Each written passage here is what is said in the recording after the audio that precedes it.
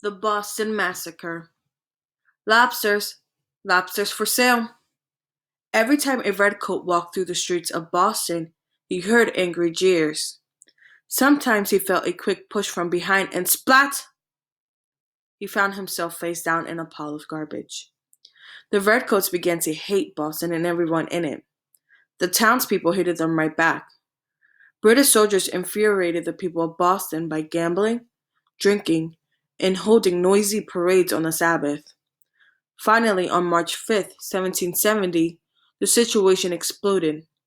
It was a dark night, cold and snowy. A soldier was standing guard in the sentry box in front of the customs house.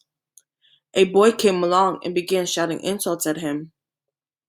The soldier dashed out of his box and hit the boy with his musket. The boy ran away crying.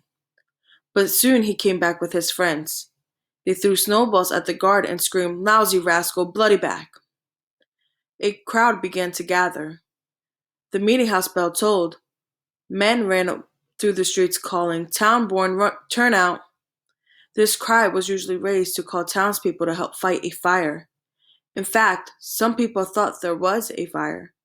They rushed out of their houses carrying buckets of water. Others were ready to fight. They grabbed fence railings and rocks and ran towards the customs house. The terrified sentry shouted for help. Captain Thomas Preston hurried to his side with 7 redcoats. They loaded their muskets, lowered their bayonets, and faced the angry crowd. "Go home," Captain Preston yelled. "The sentry was only doing his duty."